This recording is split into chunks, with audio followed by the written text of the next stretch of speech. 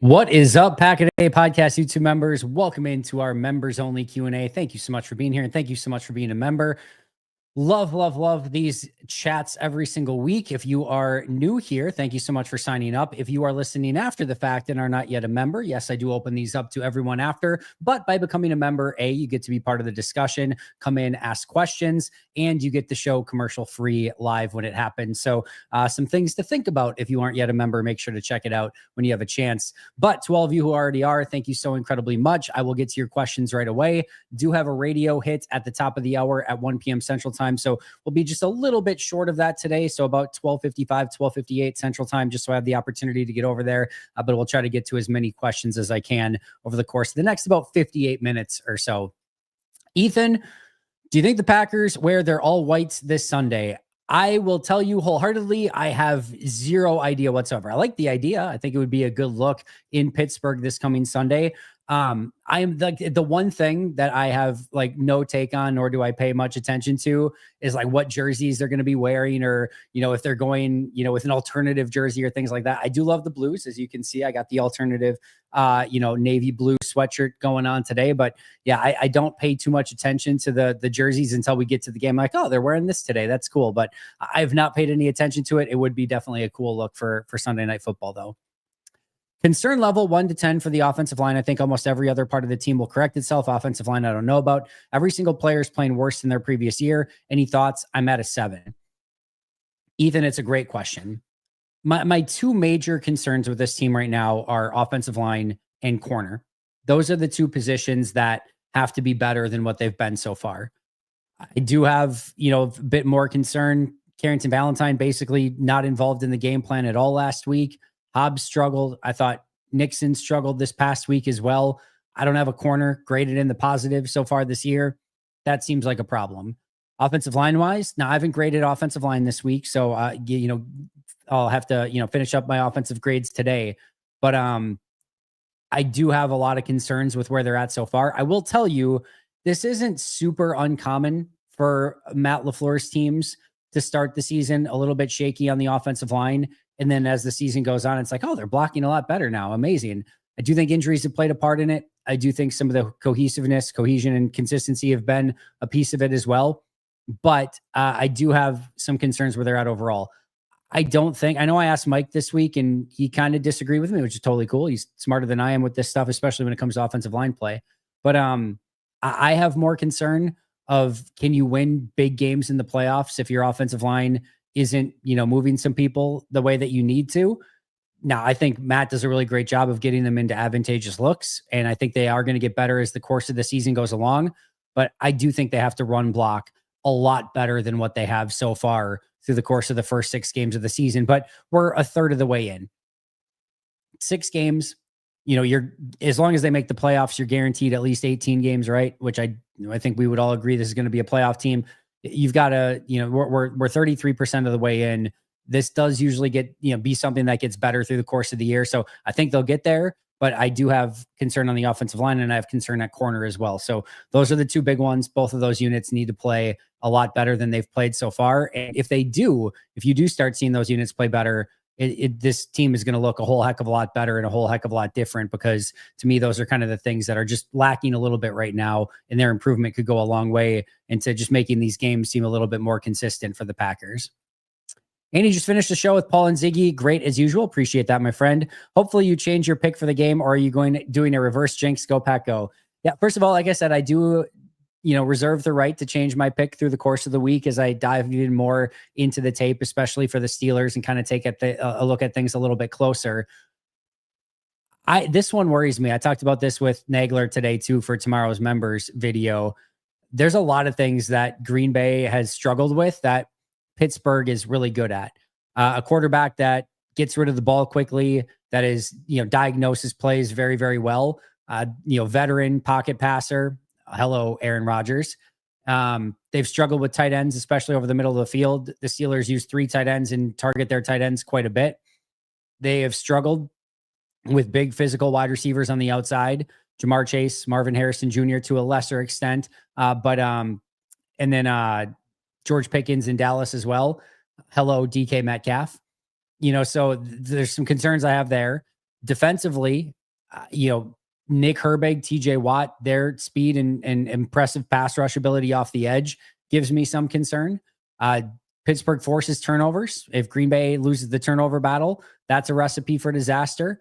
And then Green Bay hasn't won in Pittsburgh since the Bart Starr era. Like, weird things tend to happen in Pittsburgh as well. So I just bad vibes a little bit with this one. There's one other one too I was thinking about. Cam Hayward, like Calais Campbell was giving Green Bay problems as like a power defensive tackle. And Cam Hayward's, very, very similar in that regard and can push that pocket back, as can Derek Harmon, their first round rookie as well. They have some things that Green Bay struggled with so far that they do well on their team. I personally don't think Pittsburgh's that good. I think they're going to fall off. Maybe they win the division just because the division is kind of crappy, but I don't think they're that good of a football team. But this game scares me quite a bit. So no reverse jinx. And I do feel like, I can't just go through the season and pick the Packers all 17 games either. Like, that's not very unbiased and professional too. Like, you have to have some games clearly where, you're maybe not feeling it quite as much. I also will tell you, I don't really care all that much about predictions, but this one definitely is one where I'm probably leaning a little bit more towards, I have some fear in this one about the Steelers. I thought it was encouraging to see Matt LaFleur play to win this week. I think people that are critical of Matt LaFleur also need to give credit where credit is due. He trusted Love and played aggressive. Yeah, I think there's a level of truth to that for sure, Ethan. I think if you're, counterpointing that or playing devil's advocate on the other side, you would say, why can't that be a little bit more consistent throughout the course of the game and show a little bit of that aggression, again, more consistently game in and game out. But what I will say for this entire team, for a team that struggled for a good, 3 quarters plus of this game and didn't play up to their ability, when this team had to have it, when the offense had to have it on that final drive, they went down and scored a touchdown. When the coaching decision needed to be made on that final drive to go for it on 4th or to kick the field goal, the right decision was made, and Matt LaFleur made the right decision, got the right play call in, and they were able to execute it. That was a huge moment for Matt in that game. When the defense needed a stop on 4th and inches to get the ball back and set up their offense, and then at the end of the game, when they needed a stop to win the game, they came up with both of those huge scenarios. So I get that for 3 quarters, it was not what you wanted it to be. But when you had to have it, when you needed to step up and say, how can we win this game? This team found a way. And I do think there's a lot of encouraging things to take away from that.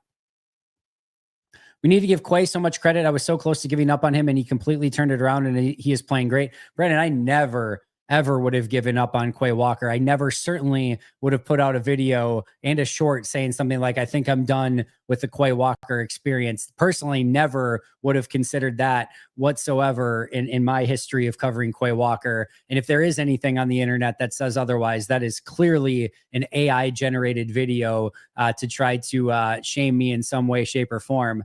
But no, for those of you who don't know, that I did do that.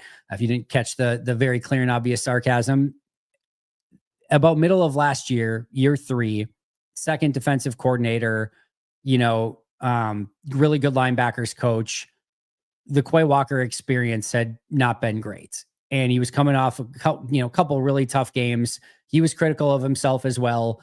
And it felt like we're 3 years in. There's different defenses. You've seen this over and over. It just wasn't clicking the way that you wanted it to.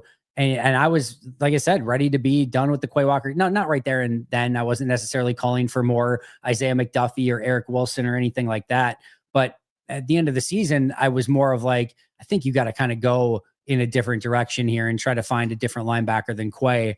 And then, of course, the very next week, he played the best game of his career that week, I thought. And then the second week in a row backed it up after that. Third week was good. Unfortunately, he got injured. And then when he came back, he didn't look quite like himself at the end of the year. But then I thought he's opened this season very strong as well. Really good game. There were some things in coverage and in run defense this past week that I still thought could have been a little bit better from Quay, but some really great pass rush stuff, some really great tackling stuff, played with it, with purpose and in intensity and a physicality that I love to see from him. And it's just night and day different from where it was a year ago at this point. So I'm with you. A ton of credit to him for continuing to build and grow and get better over time. And again, the difference between Quay Walker right now and where he was at almost exactly a year ago at this time has been a really fun development to watch. And he's been playing good football for Green Bay in the middle of that defense, not to mention team captain, wearing the green dot on his helmet and calling the plays.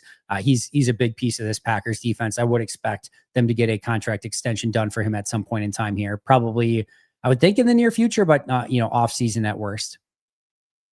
I obviously hope the Packers win, but if Aaron comes out and plays bad, a part of me will be disappointed. Is that weird?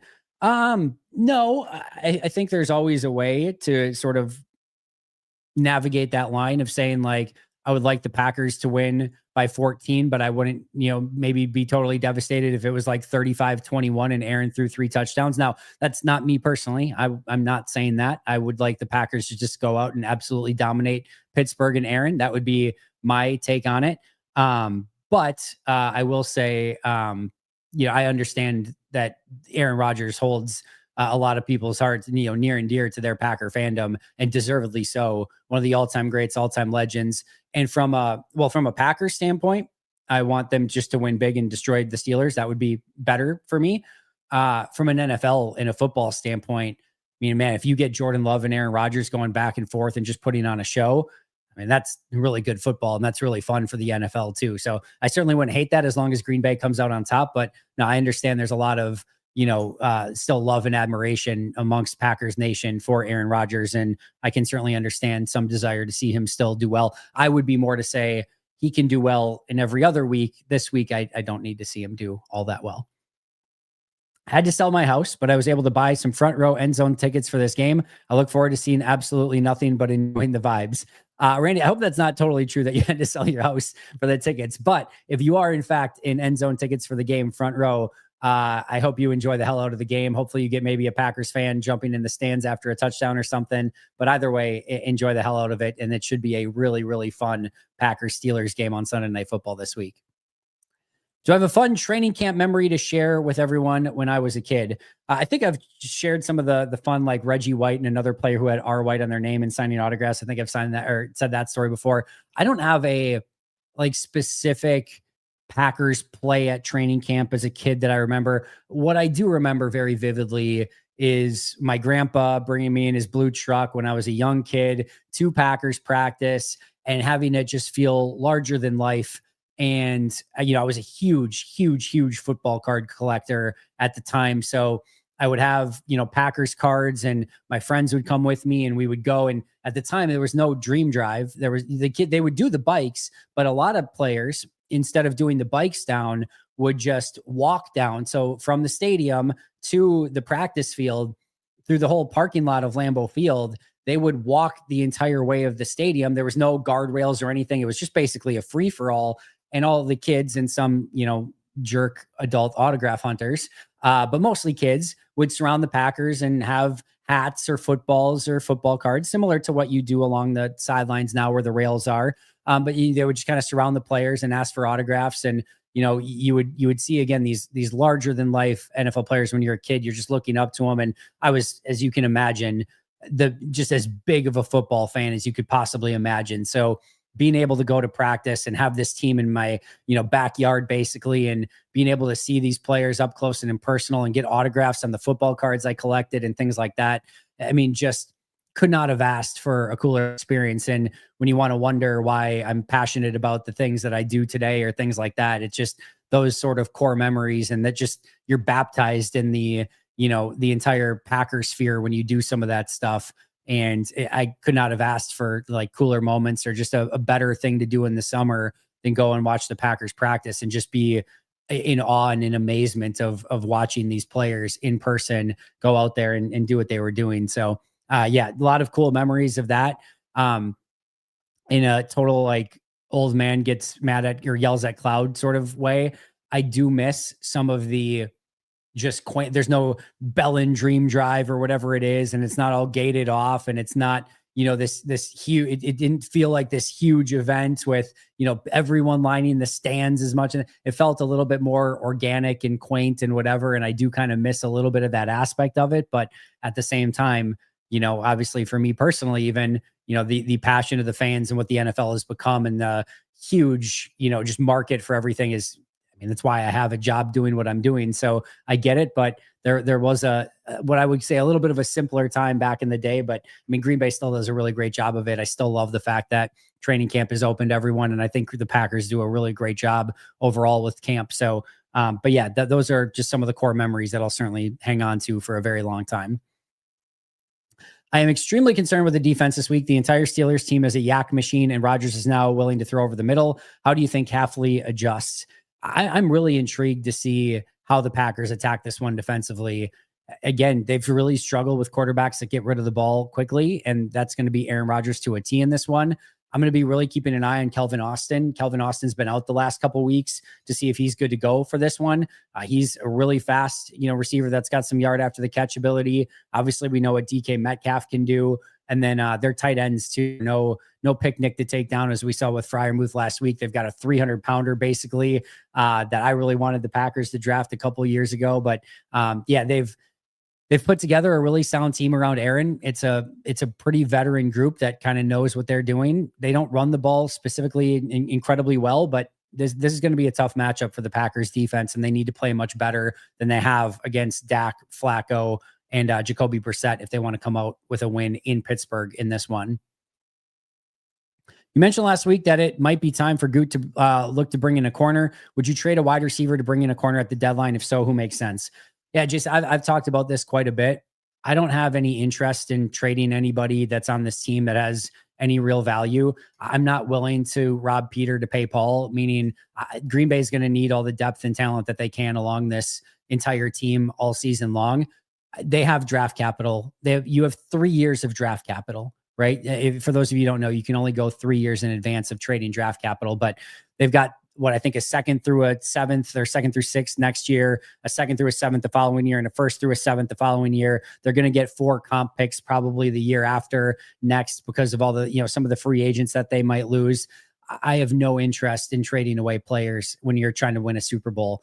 There might be a lone exception here there. Like if you want to try a change of scenery trade for a Luke Musgrave or something like that, by all means, you could probably do something like that. But yeah, I don't have a ton of appetite for trading away any players on this team. I would rather just have the depth and the talent and continue to add to that rather than take away from one position to give to another position. So that's where I'm kind of at with things right now. It just baffles me at the hate that Love gets from the national and local media, plus some Packers fans. He's been really, really good this year and clutch. He's been amazing, Corey. Let people be miserable if they want to be miserable. And again, whether or not, I don't think Jordan's going to be an MVP in this league. Whether or not he wins a Super Bowl remains to be seen. Okay. Like there are levels that maybe he doesn't reach that Aaron and that Brett were able to reach. That's okay. He's a top 8 quarterback in this league right now at absolute worst. He's playing fantastic football.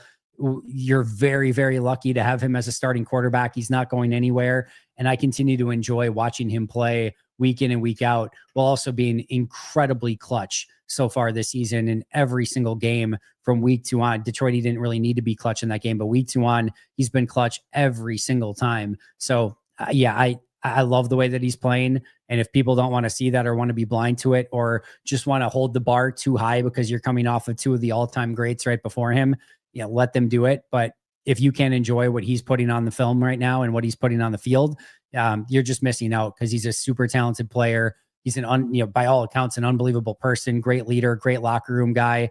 And there's literally zero reason not to cheer for A, what he's doing on the field, but B, the player that he's become and the person that he seemingly is in this league. So just enjoy it. Let everyone else be miserable if they want to be miserable, but he's playing some awesome football right now. Jason, I got Reggie White's autograph at training camp as a kid. That's my best memory. Hopefully you weren't one of the ones that got the wrong R. White autographs, but no, he did do that from time to time, and that's an awesome memory, Jason. All right. I think I'm on the trade Dobbs bandwagon. He's very solid, but in a contract year and less dynamic than the other guys. I think it's clear Golden and Kraft can both be those need to have it guys. Again, not to, completely shit over your question, Randy, but imagine this past week that you don't have Romeo Dobbs in that game. Dontavian Wicks goes out. You don't have Christian Watson or Jaden Reed yet. You're down to Matthew Golden, Savion Williams, and Malik Heath at wide receiver. And your argument might be, yeah, but Jaden Reed and Christian Watson are coming back. All right, sure. Christian Watson, when he comes back, whether it's this week or the following week, is going to be on a significant snap count to begin with. You're not putting them out there as a full-time receiver. He's probably taking some of those Malik Heath snaps, 10 to 20 snaps per game at the very most for probably a little while here would be my guess. Jaden Reed might not be back till like December. You might have a significant period of time, and he's coming off of foot and what was it, shoulder or clavicle or neck or whatever injuries.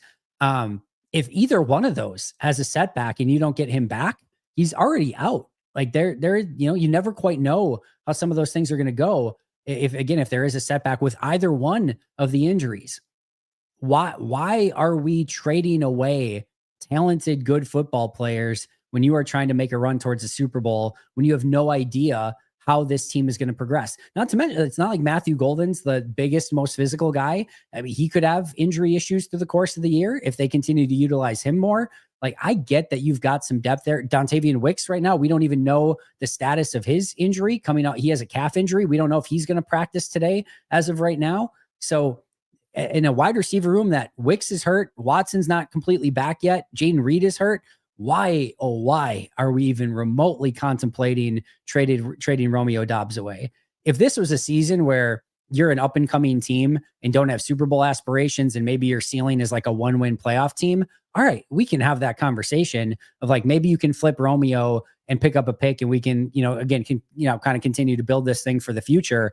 As you're trying to compete for a Super Bowl, why are we possibly considering getting rid of a player like that? Makes negative sense to me at this point. So I appreciate the question, Randy. Again, not to kind of crap on the overall premise. I understand the logic of expiring contract. Let's get a player. The other thing is, if I were to bet money right now, I would bet you that the comp pick that you get for the deal he signs in free agency is better than the pick that you get via trade right now, or at least it's very, very similar at worst. But I bet he ends up going for a pretty significant price in free agency, potentially getting a 4th, 5th round pick. And I bet you get a 5th round pick for him at best on a trade deadline deal right now. So again, zero interest in doing anything near close to that at this point. Here to recruit folks to the Colby Wooden fan club. He was a roster fringe guy coming into camp, and he has been great. If you didn't just see Ben Fennell's tweet breaking down some of his play, I retweeted it or quote tweeted it and said, he's been one of my favorite players to watch so far this year. I mean, he's really put in work. He is so much better than he was at any point in time through the course of his career. He came into camp definitely looking like one of those fringe guys. I think I have him as my 6th highest graded player, tied for 6th right now, highest graded player, with actually 3 players. Him, Rashawn Gary, and Javon Bullard are all in that spot.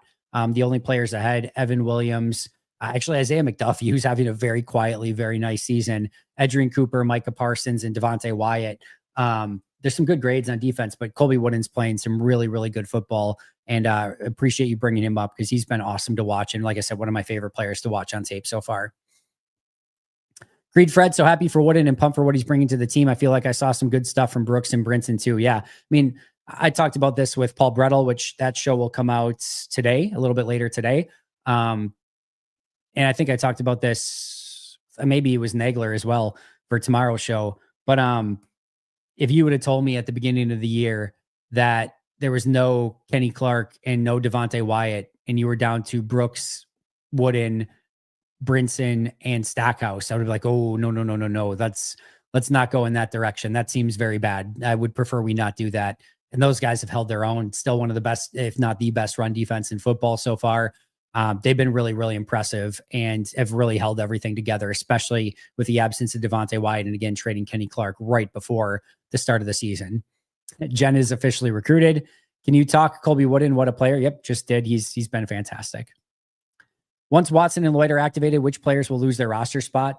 They're at 53 now, right? So I think the obvious one is you're not going to keep 2 kickers at some point. So that's probably a pretty obvious one at some point. And then the other one would be, my guess would be, if assuming the offensive line is healthy, would be Donovan Jennings. I think you probably release him as your 10th offensive lineman. There's no risk of really him getting claimed, and then you bring him back in the practice squad. The only other one I would think would be considered there would be Ben Sims.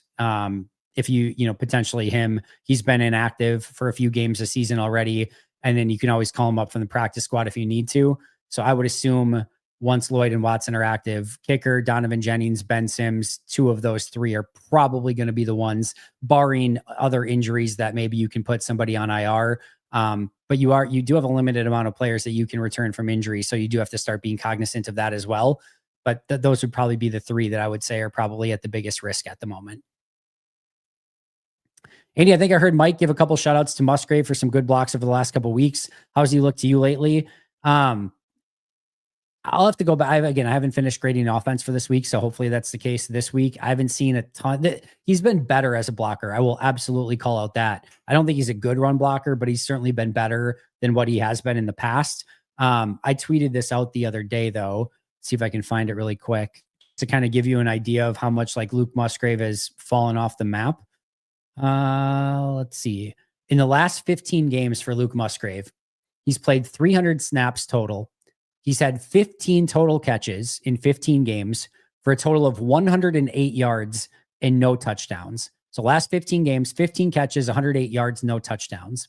The most catches that he's had in a game has been 3. The most yards he's had in a game has been 32. His average over 15 games has been 1 catch for 7.2 yards.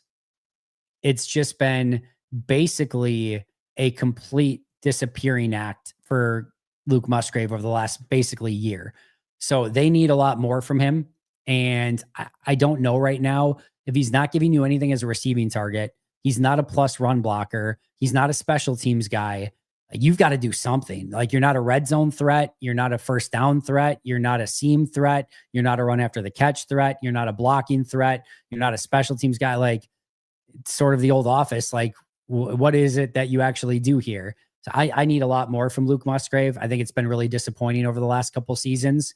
There's a lot of talent there, but it hasn't amounted to much so far. I hope we see a breakout sometime in the future. But right now, I think he's a kind of a change of scenery trade candidate to see if maybe you can swap him for something else. What's your evil on Quay? Sounds like you and Mike like him, but PFF doesn't seem to agree. I do notice sometimes it feels like he's lost in coverage. What's your takeaway on his strengths? I think he's been really good. I think he's been great as a blitzer.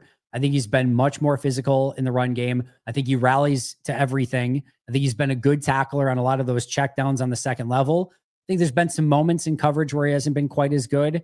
And I think there have been some times where he's gotten caught up on blocks on the second level and can't get off of them quite as well. But I think overall, what he's bringing to the team has been really impressive. Matt LaFleur went on about his game this last week as well in his press conference yesterday. He's playing some pretty damn good football. And overall, again, do I think he's a Pro Bowler? No. Do I think he's an All-Pro? No. But do I think he's a really solid NFL middle linebacker? Yeah, absolutely. And I'm happy with where he's at right now. It also felt like Rashawn was gassed in the final drive versus Arizona. Is this something that you've seen before? They've always seemed to limit Rashawn's snaps to some extent. It did feel like he was tired on that final drive, to be fair. Micah, I know, was as well. He took himself out for a couple plays, then came back in.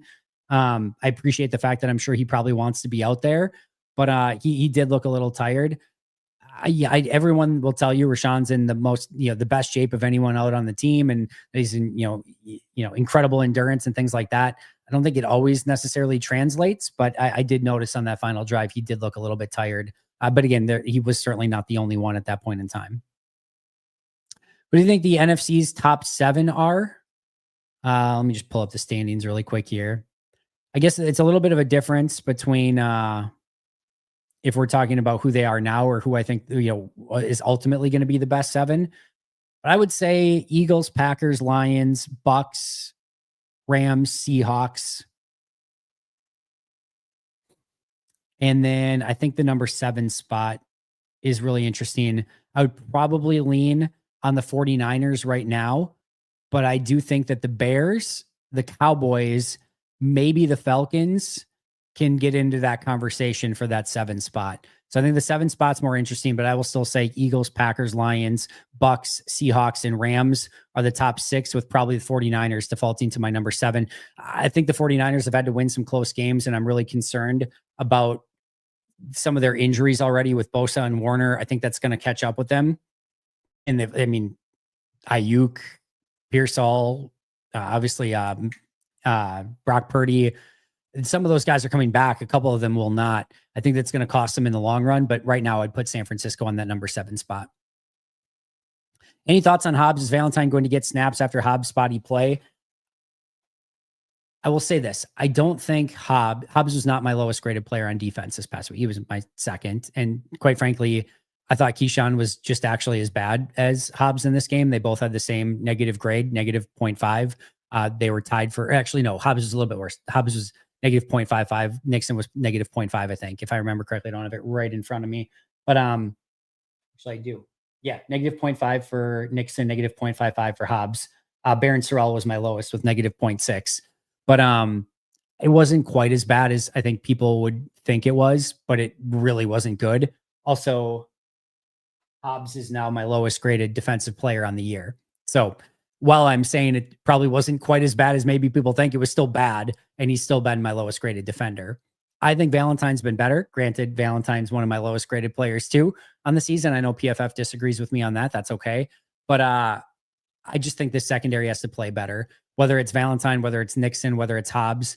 I mean, Bullard's been probably my favorite, corner Jace with him playing that kind of, big slot position. He's been good. Even he has some deficiencies in coverage. They just need to tighten that stuff up right now. And if that doesn't, they're going to continue to have some of these issues. Do I think some of it is, some good receivers on the outside? Yes, but Michael Wilson doesn't exactly pass that elite receiver sniff test, and he had a couple big plays. And even if it is just elite receivers, you still have AJ Brown on the schedule. You have 2 games against Justin Jefferson. You've got 2 games coming up against DJ Moore. You've got a lot of really talented wide receivers still on this schedule. It's not going to get any easier. And when you get to the playoffs, whether it's, I know Mike Evans is probably out for the year now in Tampa, but they still have Igbuka, and they're going to get, Godwin's going to continue to get better as the course of the season goes along. If it's the Rams, you're going to have Devontae Adams and Puka Nacua. If it's the Eagles, you've got AJ Brown and Devontae Smith. If it's the Lions, you've got Amon-Ra St. Brown. Like you get to the playoffs, you're going to see super talented wide receivers. So you better be able to hang with those guys. And right now, Green Bay has not been able to do so. So regardless of who it is, Hobbs, Valentine, Nixon, those guys need to tighten it up and play better. I thought they were good the first few weeks of the season. These last few, I do not think they've been good at all. In fact, just looking at it, Valentine, Nixon, Hobbs through the first 3 weeks had a plus 1.85 grade for me. Over the last 3 weeks, I've had a negative 4.35 grade. So just a massive swing over a 3-week period of time, where in those first 3 weeks thought they overall collectively played well. In the last 3 weeks, it's been pretty brutal, through all 3 of them. Does Haversick have any trade value, or do you think he gets cut once McManus is healthy? If I'm a team, I don't have a kicker. Hello, New York Giants. I'm probably calling and saying, hey, can we work out something? Even if it's like a conditional 7th round pick, for Haversick, I'm willing to give that up. But, or if it's like 26, 27, like a 2028 7th round pick. All right, cool. We can do something like that. Right. So I would probably do that. Now, if any team like the Giants, for example, they probably will feel like if Haversick gets waived, that they're going to be high enough in the waiver order that they can just claim him. So they probably don't feel like they need to pick him up. I don't think Brandon McManus is going anywhere. I do think they'll give McManus as much time as he needs to get 100% based on the way that Haversick is kicking so far. But it wouldn't stun me, but I don't think it's the most likely outcome. If I'm Green Bay, I'm at least having a couple conversations with some of those kicker needy teams to say like, hey, we got a good one. Do you want a 7th round pick? We'll trade him to you. But I think teams are going to know they're going to have to release him. I think Green Bay will try to get him back in the practice squad. I think they'll probably fail to do so. I think he will get picked up by some team. I think the most likely outcome is that when McManus is 100%, whether that's this week, the next week, the following week, they waive Haversick. He gets claimed by a team. And it worked out well for everyone. You bought McManus time to be 100%. Haversick went perfect in Green Bay in the meantime. He earned himself a legitimate 53-man roster spot elsewhere, and everyone kind of ends up in a better spot than where they were in previously. So I think it ended up working out well for everyone if that ends up being the case. But if Green Bay can swing it for a future 7th round pick or something, by all means, try to figure out a way to do so. I think the most likely is he just ends up getting waived and claimed.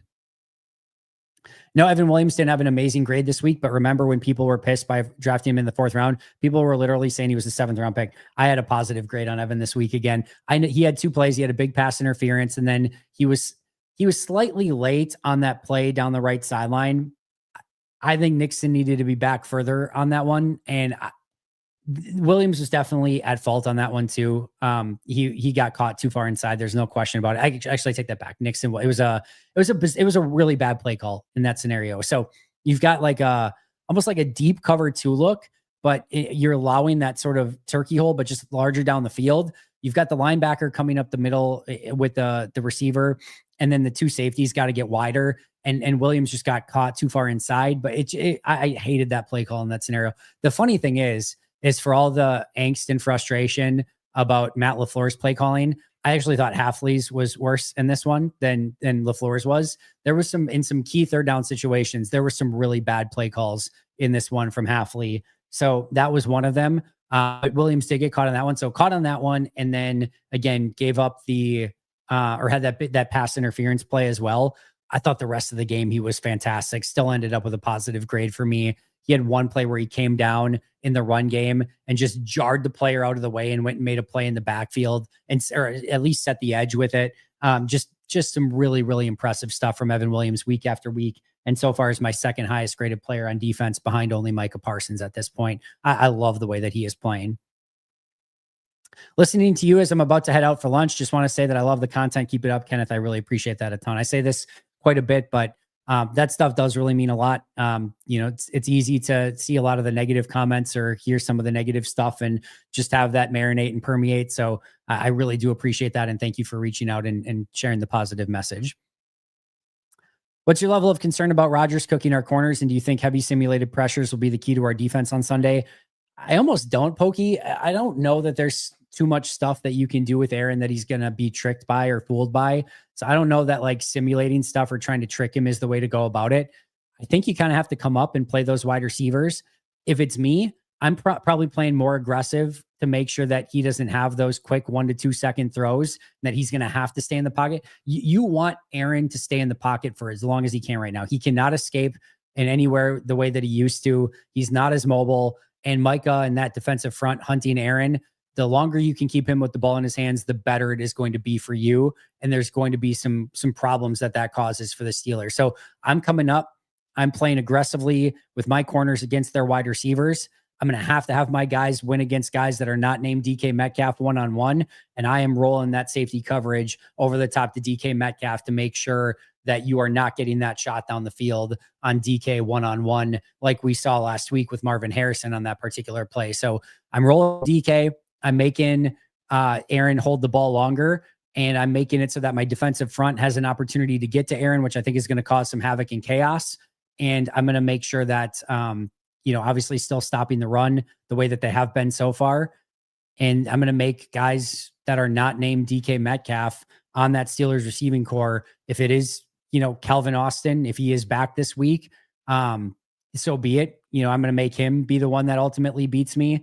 Otherwise, Roman Wilson, Scotty Miller, Ben Skoranek, those are the guys where I need to prove that they can beat me. If Calvin Austin and Ben Skoranek and Scotty Miller and those guys beat me, tip my cap. Awesome. So be it. But I'm not going to let DK beat me. I'm not going to let those tight ends beat me. And I'm not going to let Aaron just get the ball quickly out of his hands. That's how I would handle it. But thankfully for everyone, Jeff Hafley's hell of a lot smarter than I am when it comes to defense. Packers just announced they are wearing all whites. There we go. Hope this game lives up to the hype. Should be a ton of fun. Did you know the Packers could have had TJ Watt? Never heard that, Will, but there you go on the jersey answer. What percentages would you assign based opposing teams' passing success, scheme players, or opposing talent? Michael, I really do believe it has been a bit of both. I do think Green Bay, and we've kind of heard it from Jeff Hafley, is kind of willing to say, hey, you want to beat us with a quick passing game to the outside? Awesome. Good luck. We don't think you can do it. And I think on the flip side, they've had teams recently with some veteran QBs like Dak Prescott, Joe Flacco, and Jacoby Brissett, now Aaron Rodgers, that have been willing to say, all right, yeah, we'll just take that. We'll take the easy stuff that you're giving us and we'll kind of paper cut you. And we think we can beat you. Now, as frustrating as it's been, Dak did tie Green Bay, but they didn't beat Green Bay. Joe Flacco did not beat Green Bay, and Jacoby Brissett did not beat Green Bay. The offense was probably good enough in all three of those games, maybe Cincinnati aside, to potentially get the win, but they didn't. But I do think that's a part of it. I do think the corners on the outside have been nowhere near good enough. And I do also think that having George Pickens, Jamar Chase, especially those two, and maybe to a lesser extent, Marvin Harrison and Michael Wilson, who is a bigger physical receiver, which we talked about prior to that game. I think some of the receiver matchups have not been great for Green Bay either. To that extent, though, you've got the same situation this week with Aaron Rodgers willing to take the short throws and a DK Metcalf on the outside, sort of the same formula. Hopefully Green Bay can be better this week than they have been over the course of the last few weeks so far. Dustin, thank you so much for the super chat. Andy, why do teams always get a B-ball team of wide receivers? Why not get all massive guys or all fast guys? No way a secondary can match up to 3 6-5 contested catch guys or super fast. I don't know. Thanks. You're more than welcome. To me, you might be right to some extent, but you are going to have situations through the course of the year where it calls for maybe more of a speed receiver. You're going to have situations through the course of the year that calls for maybe more of a jump ball or a more possession receiver. You're going to have situations where you need just a dynamic route runner or run after the catch guy. So I think it's less about the height, weight, speed sort of thing. And I think it's a lot more of just having different flavors of wide receivers. If everyone could have, 5 Justin Jeffersons or 5 Jamar Chases, they would absolutely love that. They don't care about those guys can do everything. So whether it's a jump ball, a gadget play, a speed play, a route running play, they can do all of it, right? So in an ideal world, you have guys that can just do everything, but you can't find 4 to 5, all pro wide receivers for your team. So then you try to say, well, let's get, some different flavors in there. So no matter what we need, we have it. You've got a big, tall Christian Watson deep ball wide receiver. You've got a smaller, shiftier, explosive, but still deep ball wide receiver in Matthew Golden. You've got a possession wide receiver in Romeo Dobbs, a running receiver in Dontavian Wicks, a gadget guy in Jaden Reed. You've got a little bit, and Savion Williams brings an entirely different flavor himself as well. You have all different shape sizes and skill sets. And over the course of the year, depending on what your offense needs in a given down distance situation, now you can put the guys in that you need and match up accordingly. So, if you could have guys that could do everything, that'd be great. But I think over the course of the season, you do need some different flavors of stuff, and kind of stacking your offense that way or stacking your receiver room that way does make a lot of sense. Good question though. I heard Goot got an offsides penalty for calling the cards for a Calais trade once Tucker caught the last 4th down. Love the aggressiveness, but got to get that cleaned up and trust your technique. I would love Calais Campbell. I think you'd make a really good fit on the interior of this defense. I'd like one more, kind of stout interior defender, but these guys in the interior are playing some pretty good football as well. I get that draft capital is a little bit precious now that you've traded away 2 first-round picks for Micah Parsons, but if you can add that one more player, I certainly wouldn't hate it. What needs to happen for the offensive line to start playing better football? Walls seem to indicate scheme issues being a major consideration. I think scheme's a part of it. I think it comes down more to technique, fundamentals. I think if they can get that stuff a little bit tuned in, a little bit, just focused on, I think they're going to be fine. I think they will. I bet they do start playing better over the second portion of the season. Usually offensive line play settles in a little bit more. You're used to playing with the guys around you. I think the injuries have played a major part. So I expect this offensive line to get better. I think the question is going to be, how much better do they get? Do they go from to great? Do they go from to good? Or do they go from to a little bit better than I think those are going to be kind of the differentiator. And it's certainly if they stay the same or get worse, that's going to be a huge obstacle for the Packers to overcome moving forward. Any games on the schedule that worry you? Yeah, this one, Philly, Denver, Baltimore, Chicago. I think there's going to be a lot of challenges through the remainder of this schedule, to be honest. So I don't think there's going to be much cakewalking, if I'm being totally honest. I think this is going to be a challenge week in and week out. And we've kind of seen that through the rest of the year. Again, in Pittsburgh, I think Carolina at home is probably about as good of a matchup as you get. I think Minnesota at home will be a totally fine game. I think Chicago at home should be pretty winnable. But I think this week against Pittsburgh, I think Philly's going to be tough. I think in New York is going to be tougher than people think. In Detroit's going to be brutally tough. In Denver is going to be brutally tough. I think Baltimore will give them challenges. In Chicago will be tough. I think Minnesota too will be mostly fine in both of those games. But I think there's going to be a lot of challenges through the remainder of this season. Any plans on having Sam from PFF on the show again? I actually was initially going to reach out to him. He's actually not at PFF anymore, by the way. But I actually was going to reach out to him about potentially coming on this week, and then had a different opportunity with another guest coming up for Saturday. But I do want to try to get him back on sometime here in the near future. Can't guarantee anything, but hopefully we can get him on at some point. So you're up for gold in the rest of the season. I think he's been playing well. I always leave him in my fantasy lineup, not wanting to miss that big game. I think he'll continue to progress and get better, and they'll hopefully utilize him more, but it gets more complicated when Christian Watson and Jaden Reed get back too. So I love the way that he's playing. I think he's playing some really good football. I think he's only going to continue to grow, and I think he gets more involved in this offense over time as Jordan gets that rhythm and timing with him down and starts looking his way maybe a little bit more. But again, a little bit complicated with some of those receivers coming back as well. Did you carve a pumpkin yet this year, Andy? And what are your top 3 Halloween candies? I have not carved one yet. We do have pumpkins at the house. I'm not going to lie. Usually the rest of the family is the one carving the pumpkins, and I'm usually heavy grading tape. This is just a very busy time of year. So I don't think I've carved a pumpkin with the kids yet. Usually the rest of the family kind of takes care of that. Top 3 Halloween candies. Butterfinger for sure. I got to go. I still love Reese's Fast Break. That's the most underrated candy bar. I think it's the best candy bar, actually. So Reese's Fast Break. And I'm going to go the Hershey's Cookies and Cream. They usually do a Halloween design as well. So Butterfinger, Hershey's Cookies and Cream, and Reese's Fast Break are my top 3. Thanks for taking the time to do these live meetings and the patience you show answering our questions. No patience necessary, Michael. I love doing these. If I could, I'd probably do them even longer if I didn't have some time constraints. So appreciate you guys giving me the opportunity to answer the questions. And for me, it's a joy and a ton of fun.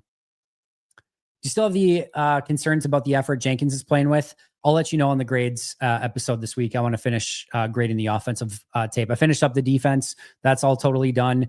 I did the harder one first. There were like 20 more defensive snaps than offensive snaps in this one. So should get through the offensive snaps today. And then that grades video will be up tomorrow. And I'll break that down for you a little bit more in detail, but want to wait till I watch the tape in full before I comment on that too much further. All right. Looks like that's all the questions that we had. Thank you guys again so much for being here. Happy hour this Friday. Oh, we have one more. Does Luigi's make a dessert pizza? They do not. I'll have to talk to them about that. Get that involved there. But no, I do not believe they make a dessert pizza as far as I'm aware. I'll be back happy hour on Friday. So make sure to check that out. We'll be doing pre and post games live for the Steelers game. No, it's going to be a little bit late for the live post game, but we'll be doing it nonetheless. So keep an eye out for those as well. There's a small chance the pregame, I should be back in time. I'm going to be in Madison for my son's soccer game right before.